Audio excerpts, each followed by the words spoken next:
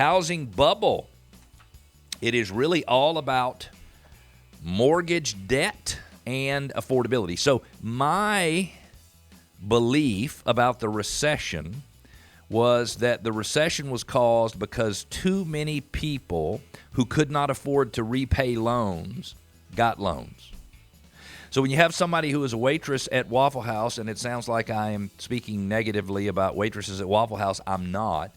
But when a waitress at Waffle House puts on their stated income, stated asset loan, or what they used to call a liar's loan, that they made $250,000 a year so they could qualify to buy that stated income, stated asset loan, get that loan to buy that house, well, when there's a slight hiccup, it's all bound to collapse. So there are lots of mortgages that are given to people who have FICO scores of under 620 or 620 and below. In 2006, there were $376 billion worth of loans, $376 billion with a B, in loans given to people who had a FICO score of less than 620. That number in 2020, $74 billion.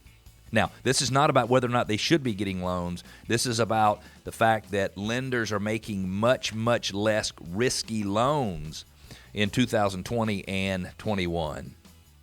This is from the State of the Nation's Housing Report from the Joint Center of Housing Studies at Harvard University. These outsized increases in prices have raised concerns that a home price bubble is emerging. However, conditions today are quite different than in the early 2000s, particularly in terms of credit availability.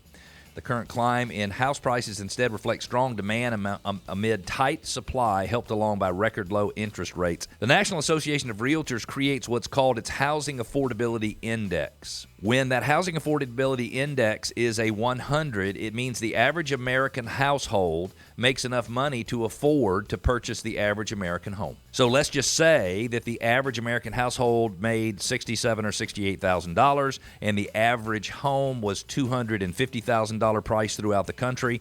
It says that the average American household in terms of income can purchase the average priced American home when that number is 100.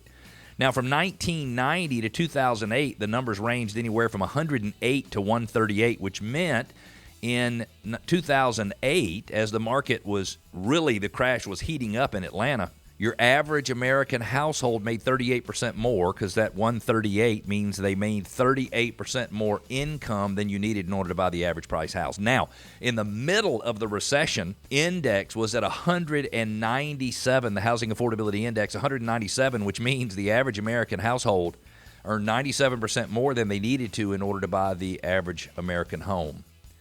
Well, today, that number is 158.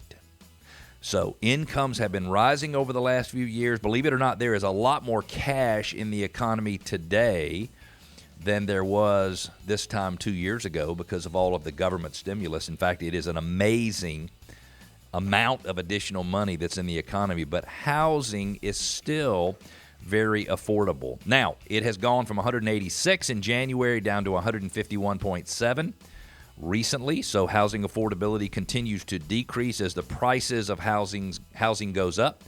But remember, interest rates being so low, when interest rates are effectively lower than inflation, your house is appreciating every single year more than the interest you're paying on the loan. And the last thing I want to talk about in terms of whether or not we'll have a housing bubble is the Mortgage Credit Availability Index. During the height of the housing bubble, that credit availability index was 868.7, which to me meant anybody who had a pulse could get a mortgage. And today that number is 129. So the reality is that the lenders in the United States today are much more measured, much more conservative in making loans.